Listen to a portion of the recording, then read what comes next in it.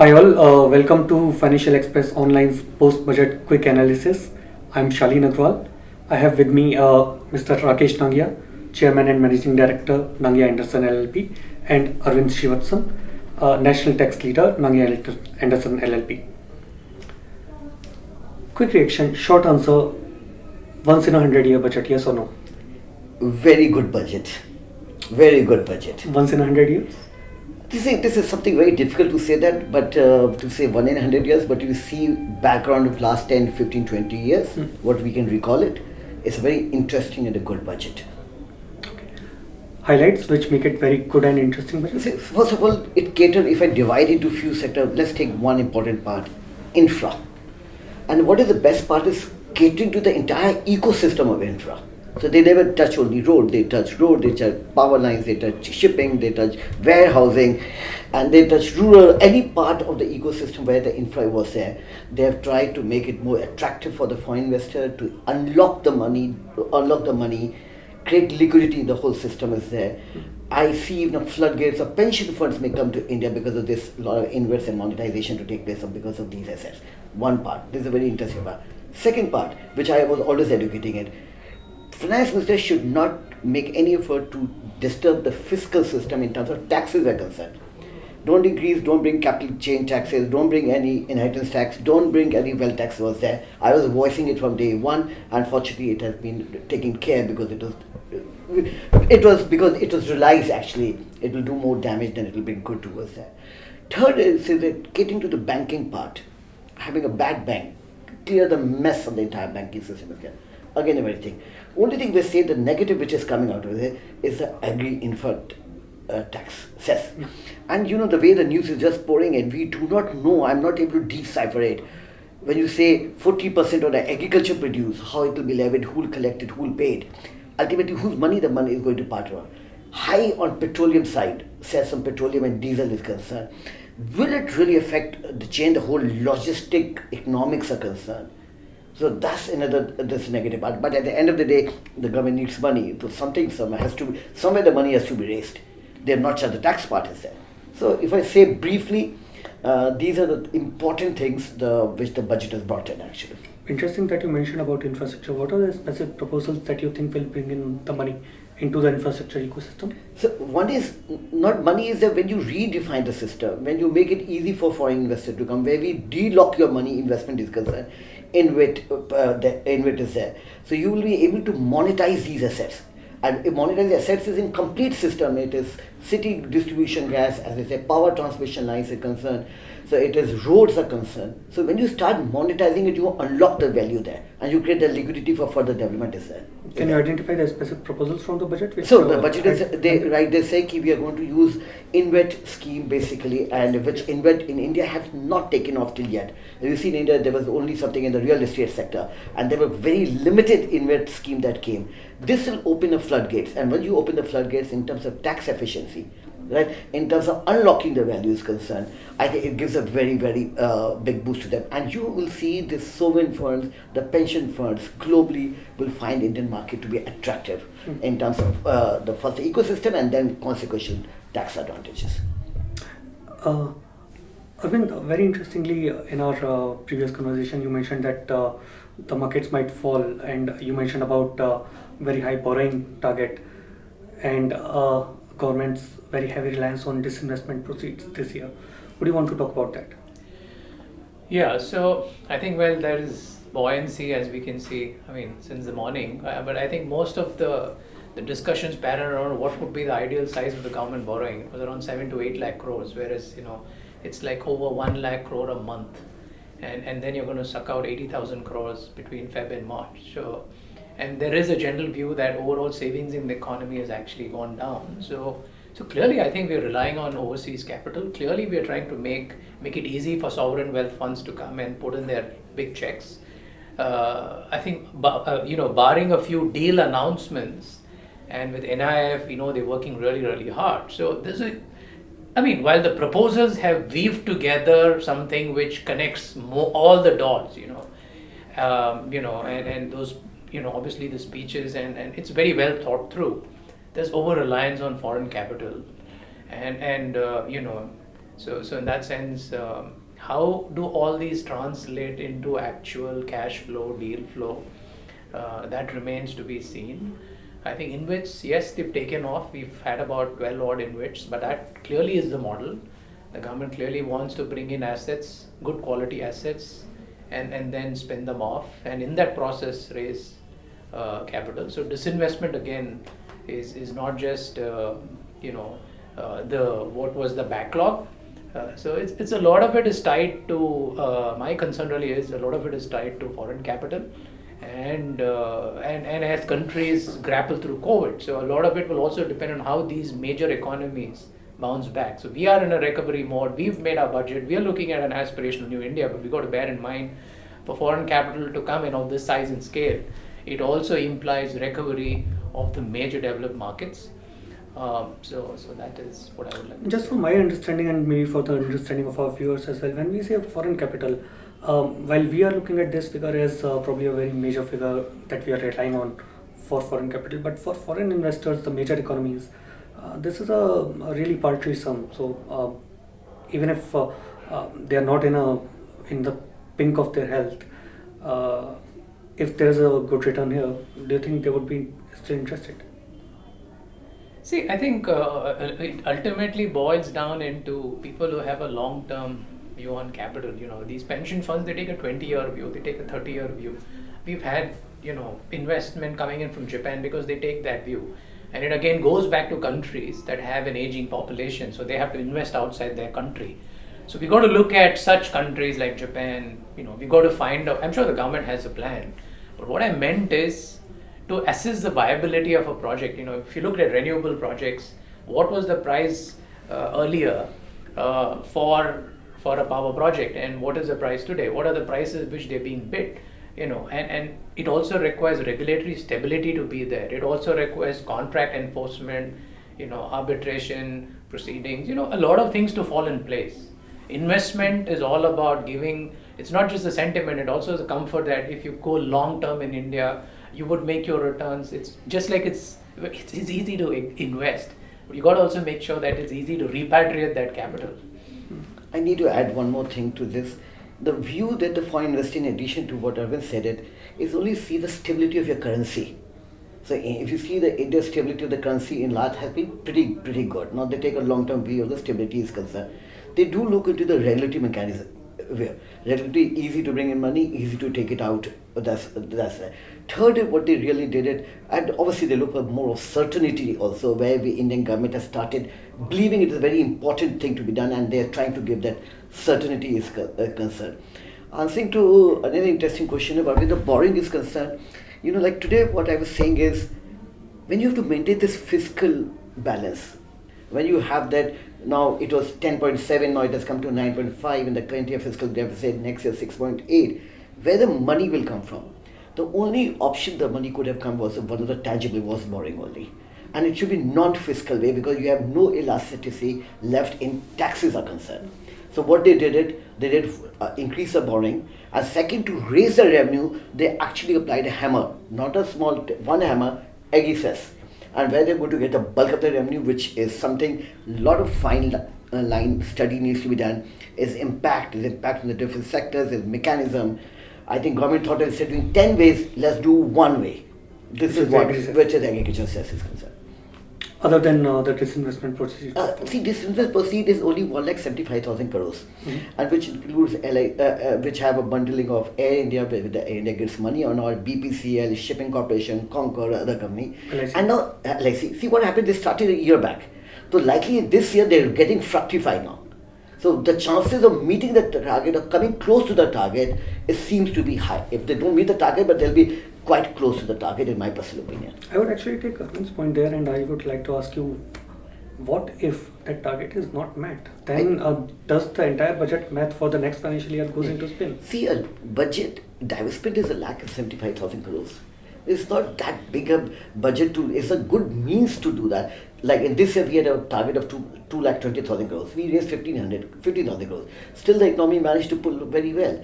So it will. So what will happen is, what I want to add to is, a lakh of 75 is important. Today, you're ready for that because so much work has been done a year back. politically you're stable, government is stable at the center, work has been done, all the invites have been taking place basically for BPCL, which are big ticket there. So the process is on. Why it will not happen? The chances are low now why it will not happen. Last year could not happen because practically the whole there was a lockdown. Of course. Arvind, a lot of stuff has been done on InvITs and REITs. Taxation-wise as well, did you notice any tax reliefs there which would make REITs and InvITs more attractive for investors? See, underlying investment will come based on the quality of assets and the returns that one expects. And currency also plays an important play. But yes, there were issues on stamp duty. There were issues on, are there multiple levels of taxation? I think one thing which what came out in the speech was there wouldn't be any tax on dividend payments by a REIT or InvIT to the investor. That's what is being said. So in that sense, yes, it's one step in a series of steps that need to make it work. But underlying, the basis would be based on underlying viability of these projects. That's what is. And actually, on that, I want to go to Rakesh. REITs, do they have as much commercial viability in the next few years, considering that commercial real estate, because of the entire work from home culture, does the commercial real estate have same kind of outlook going ahead as it did, let's say, a couple of years back? So when we talk about InvITs, REITs, something, let's say InvITs or REITs, basically both, let's combine together. Yes. Basically, for other things, there are a lot of assets which have become productive. Suppose they're pipelines, they're productive, you're using them. There's the roads which you're using, they have become productive. So same will be the real estate, where if you see the real estate, residential is doing very well, commercial is down, which will be a rethinking and the whole industry is concerned from that point of view, because I take your call on that. But will be whole ecosystem, I said it. Let's not talk only on real estate. Let's talk about the complete, what they call it. Whether it is the petroleum sector, whether it is the gas distribution line is concerned, whether the power transmission line is concerned, whether shipping is concerned, ports are concerned. So they have taken the whole ecosystem of the infra. And then they believe it would be a good way of putting a productive asset into a one structure, right? Sure. And encashing it, because a lot of people will like to say, like Arvind said it, a good quality asset and a consistent income, annuity income, will attract a lot of stable investment coming into the pension funds. Sure. I specifically wanted to talk about the outlook for REITs, considering the commercial real estate outlook over the next few years. See, if you ask me from commercial is concerned, it's definitely affected. It's temporarily affected. But if there's an immediate buoyancy in the economy that comes up basically, then it's a question of gap of a year or so where they will be able to catch up. This is my thought process there. Temporarily it is there. Temporarily there because the economy has still not fully come out of it. And you're rightly, there's a lot of assets which are getting vacated because of work from home culture is concerned. This gap to be filled and the current capacity to fill it, I think there will be a lag of a couple of years when you find buoyancy coming up. Except there will be only good quality projects which are already leased out, which are already giving a rental income, then they will be able to command a good value. Let's come to the misses of this budget. What did the budget not do that you expected it to do? The budget into, let me tell you first what the budget did. Can I Sure, please. See, what a very interesting demand was creating a banking structure strong, basically. Bad banks, you clean the balance sheet, you make the balance sheet neat, hygiene your balance sheet.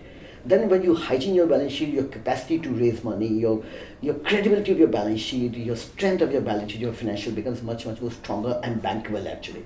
So this is the one thing which they have done about a revamping of that. Second, what they did, they said we are going to privatize 2 banks. Yes. Again, a very bold step, government-owned bank. Any guesses which could do it? That's very difficult to say that. I don't have a guess on that.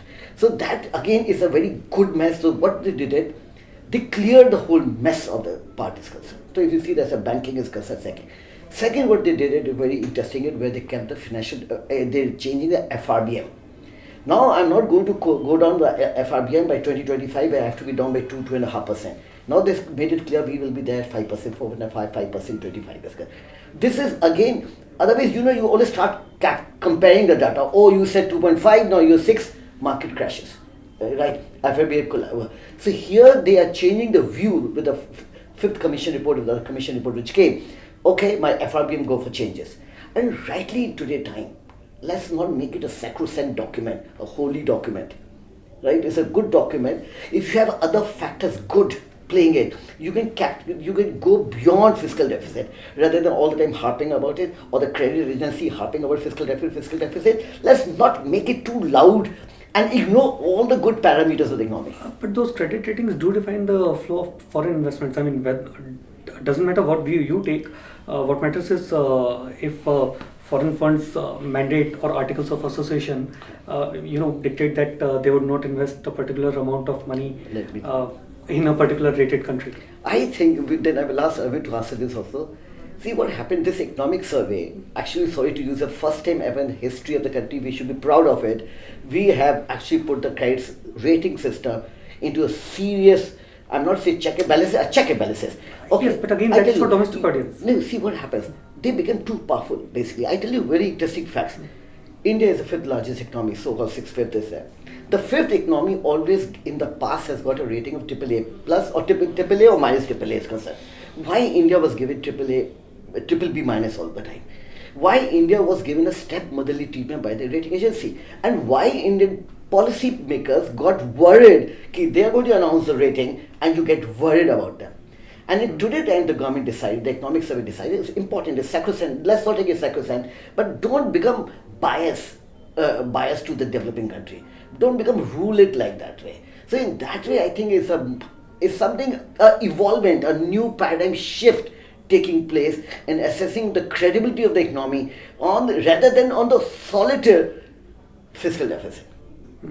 Arvind, to you, if you have disagreement with me, but let's go to add value to it. I will be happy. So I mean, which portion of the question do you want an answer? Credit rating agency, whatever economic service says or whatever the government maintains a position on credit rating agency is not reflecting the true potential of the economy. The fact is that credit ratings do define the foreign flows into the country. Sure, understood. Yeah, it's like having a tough teacher and you're the student, so you're just gonna need to get better at it. And I think perception doesn't change in 1 or 2 years; it changes over time. And yes, they've clearly been unfair to India, but I think what I see is where the government is betting is you compare to the rest of the world where you have an aging population. We have high demographics, which means our consumption story is only going to go up. And clearly, I think our ambition or the journey to a 5 trillion economy is there to happen. I don't, given the fact that we've got an aspirational young set of people coming up, and that also goes to over a million people coming into the formal employment sector month on month, which also shows there will be a need for new businesses, there will be a need for real estate. So the long-term fundamentals are there. And I think what this government, what this budget tries to do is, this has been a year for many companies to make down their diminutions, to make their provisions, to pass all bad news. So when you've laid out a 5-year, 4-year roadmap to say that we'll come back to 4.5% stage, only 4 years down the line, what you're actually saying is you're getting enough space. You may actually do it much faster than that. But when you push the bad news, where everyone is down, and you say, 9.5%, we're looking at 6.8%. I think there's always in the past, there's also an issue, are we saying the correct data on government financials? What is off balance sheet? What is on the balance sheet? Well, still one needs to see what they've budgeted in terms of what's the price of crude they've budgeted. If crude goes up to $70, what happens in the budget? What happens, the impact on subsidies? But I think by saying this and giving a 4-year roadmap, you actually have enough elbow room. You don't need to make a budget or plan your activity on a year-on-year basis. So so credit rating agencies will factor this, and they will have to, while it's a blip, and yes, and if you've not raised taxes, you would have a huge fiscal deficit, and that cannot change. But where I feel I would like to look at the the real fine print is, this whole thing around non-tax revenues to tax revenues.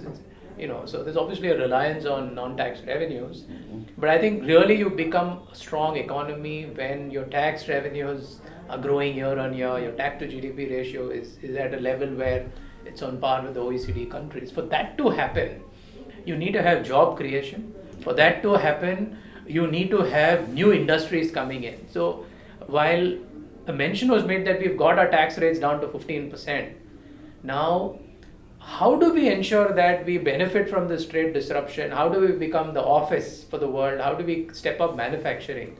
That remains to be seen. How do we get more large foreign investment to relocate and locate into India? That is going to be based on administrative reforms. That is going to be based on the messaging of the government. That is again going to be the messaging of the sovereign wealth funds. Because ultimately this budget is all about getting foreign capital into the country, not in small numbers, in big numbers.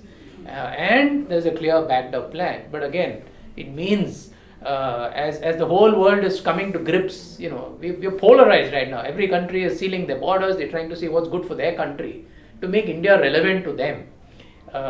Returns matter, but then I think diplomacy also matters. And where I think we've got an edge is, we have done vaccine, it's not diplomacy. I think we've stood out as a country to ship out vaccines. I'm sure we'll do more.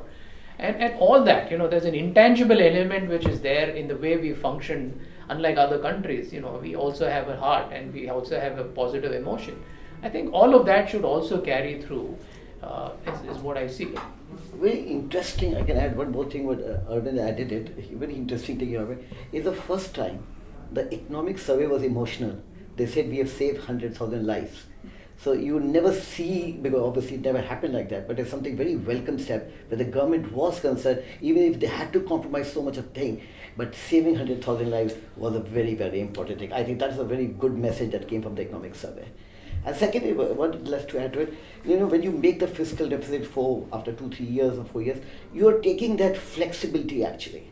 And you're giving your long roadmap. You're not going to say next year, 22, this is a fiscal deficit, 2003, because I've given a long-term roadmap to you to see that I'm going to meet that discussion. The government technically have borrowed that time, intelligently have borrowed that time, and they have taken that flexibility is concerned. Arvind, coming to you, Mrs. We'll start with you this time. What the budget could or should have done? Well, I would have liked to understand a little bit more on, again, there are a lot of proposals relating to international tax, which was there, year after year, pre-budget memorandums, the size got reducing, but, you still had a long laundry list of items. That didn't get figured out. Our dispute resolution mechanisms haven't really worked. Whether it was advanced rulings or whether it is APAs, which now have a backlog. I think it's important that you have timely dispute resolution mechanisms and you have mechanisms by which you can have mediation without having to go through long-term dispute resolution mechanisms. And what I felt was missing is you still have a 20-year window to get resolution on certainty on taxes, and then we currently also have an overhang of arbitration, awards and their enforcement. There's a bill also to be introduced to deal with that. So the point really is, yes, there is an underlying growth story, yes, underlying consumption story, but then for investors, it is about they want predictability. In a manner, we are used to having uncertainty and living in uncertainty, whereas the psyche of investors is very different because they have to accurately predict returns, they have to distribute those returns, and that's how they raise capital. And they go to countries where there is predictability in this whole process, and there is a cost associated with having an unknown cost of doing business in a country. What's the cost of tax insurance? What's the cost of capital? The cost of hedging. All of these add a layer of cost while doing business in India. So reforms in tax administration and articulating them into what a faceless assessment means, what a taxpayer charter really means, is very, very important. I think the great thing which is happening is on the GST side, profiling non-offenders, profiling and going after people who are manipulating or gaming the system is very important. If that results in tangible addition to taxpayer base and thereby more formalization of the informal economy, our pie will increase. That is what you can do with the domestic economy. But I think what the budget could have done better is articulating some of these measures so that more companies, you want more large players to come and invest in India. You want them to take up the land. You want them to give employment. Yes, you have an employment code. Yes, you have a low tax rate. But the fact is, why is that investment not? What more is to be done to get those capitals? And what is that? So I think that is continuous messaging. You can't, it's continuous messaging. It's ease of doing business. It's rationalizing the tax laws, and it is reducing the appeal process. Sometimes. And you think the budget has fallen short on that measure today? While the fine print needs to be seen, from a speech, and there was, it was all about saying that we have a story and we have a plan to execute them. But I think international investors will need more data points. I can add one more thing is what the budget prima facie doesn't address right now, still we don't see the fine print, though he has mentioned it, is ease of doing business. When you use the word ease of doing business, we should not take it in a normal way. Let's go down deep into the system. Ease of doing business has got 10 parameters at the central level. Then you go to the state level is concerned. The state level is there. Government has a lot of steps to be ease of doing at the central level. But you actually go down to the state level. There is no ease of doing business. Whether from procuring, from buying a land is concerned, getting your plans passed, getting electricity commission, whether the labor codes are concerned, or whether the local taxes are concerned, is still you can say it is not ease per se, ease of doing business concerned. Yeah? And there is actually the government needs to do something. Though the government says the state has to do that because they have to create the federal competition among the state to attract the investment. But I think that there should be serious engagement between the central government and the state government to really address that part. It should be like in true sense, one window, everything online, charter to be made, timelines to be drawn, and there should be no human intervention is there. Then only this wonder thing will ease of doing business will actually percolate deep down into the businesses are concerned. By saying it will not happen. Why should inspector should visit me? Why should he have the even authority to come to my premises? Let him levy me the penalty. Let him give me a show cause notice electronically. Let me fight it that way, but not subject to that as a prejudice or ulterior motive are concerned.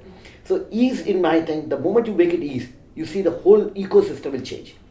Your business will come, the foreign investor will be happy, the domestic investor will be happy. There will be no flight of capital is concerned, there will be no flight of HR is concerned, there is no flight of owners are concerned, then nothing will happen if this ease of doing business is taken care of. I think this is one of the most important things which encompasses everything.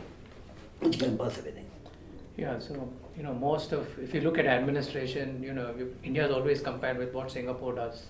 How easy it's easy to do business, how you could do assessments, when things are closed, they really are closed, the efficiency of the bureaucracy. So tax reformed administration, I guess, what's happened over 65 years can't be corrected over 1 or 2 years. But I think faceless is a big step.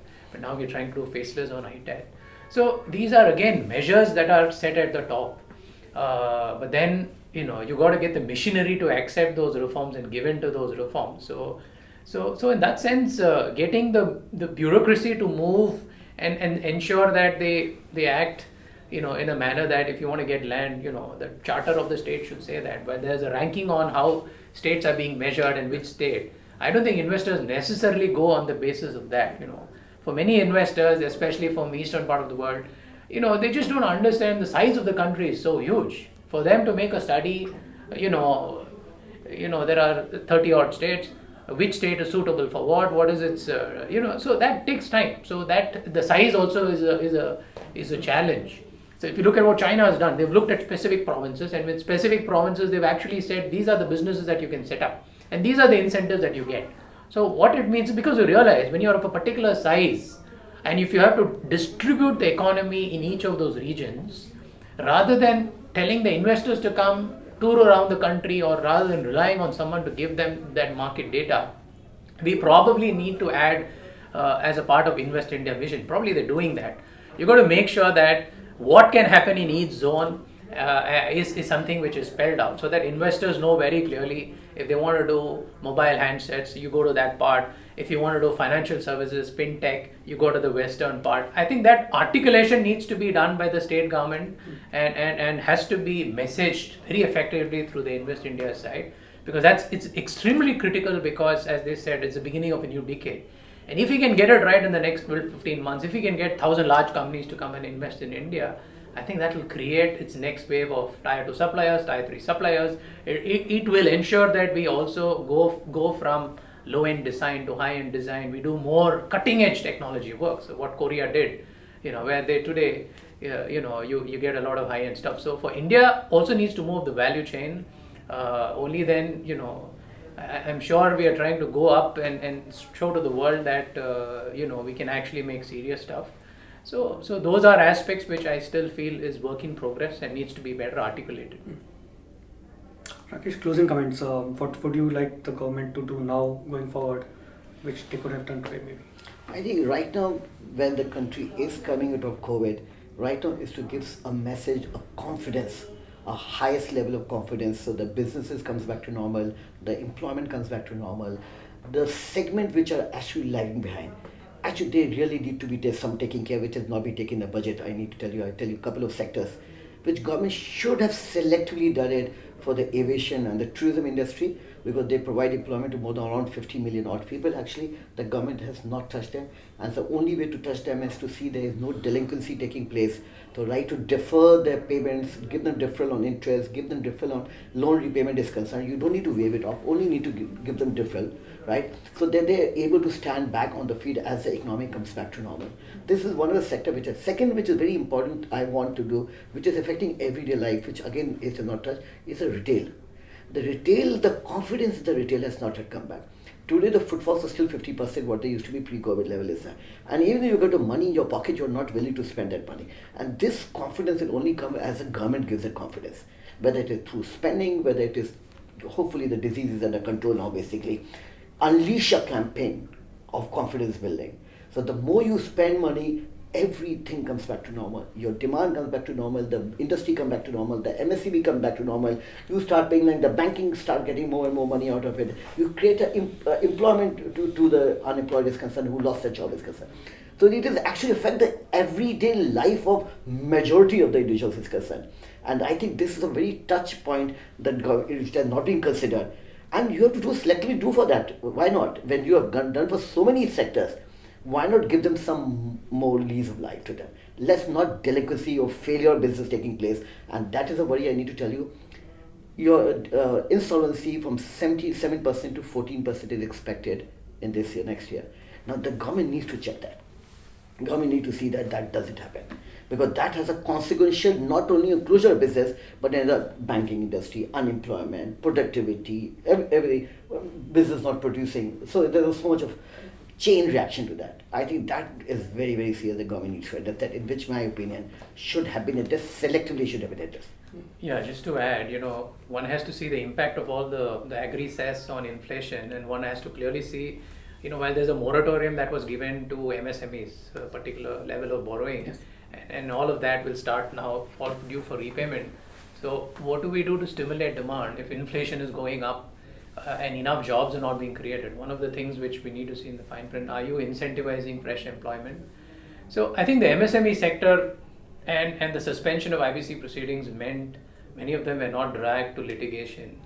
But given the fact that the stress test on NPAs is shown, a doubling of NPAs, and while measures have been said about how NPAs would be better managed, the fact remains is unless the MSME sector is given a lifeline, and lifeline means their business has to improve, and for business to improve there has to be more disposable income, and that results in spending etc. for stress sectors including aviation, tourism, hospitality. So for those sectors, one needs to see how they basically now it's for them to come up with measures to go to market and get their cash flow. So cash becomes very crucial, and either cash is what you have in your books, or cash is what you have your ability to borrow, which again means you need to have a good balance sheet. So where you don't have a good balance sheet and where you have demand which is falling, it also means inevitably you will have consolidation happening within the industry on sectors. You will have banks taking further for haircuts, and you will see IBC. We've not seen any major resolution. So, and we've seen some cases where only 1% has been realized. 99% is the level of haircut. So how do we get? And again, IBC also requires foreign investors to come and buy the story. Yes. So in that sense, one just hopes that the demand and a situation is taken care of. So I'm a bit concerned about inflation. I'm a bit worried, like Mr. Nangia said, on how will MSMEs actually get back on their feet. While it's nice to say consolidate and sell out, but many people have pursued their business. How do you put cash back into them? So that's an aspect. How do you get fresh funding into them? Those are all aspects which I think which need to be seen. But again, it's left to each individual business to actually go and do their bit, because it's a tough year. The government's prioritization, their bandwidth went into Yes. different aspects. So to be fair to the government, we are where we are today, where we can think of growth and think of 11% growth. If you look at it in a current context with the rest of the world, no one's thinking about growth. They're thinking about, can you get out of your home? So it's a very, very different situation. Seen in that context, we've come out of it. We're looking at the future, and we are looking at how we will get to our goal of a 5 trillion economy. But I think immediate areas where we need to ensure is ensuring there's gainful employment, skill development, and we have enough jobs, and our MSME sector, the retail sector, the stressed sectors, they shouldn't go belly down. So if they need another Atmanirbhar 4 or 5 or whatever it is, I guess that should also happen. That's a nice point. Actually, we'll have to end it here. And as Prime Minister Modi said, that last year was a year of 4 or 5 mini budgets. Hopefully, this year too will be a year of 4 or 5 new mini budgets where we can talk about Atmanirbhar 4 or 5. Yeah. Arvind, Rakesh, thank you very much for Thank being you so with us. much. Thank you very much for your Thank you. Thank you so much. Thank you.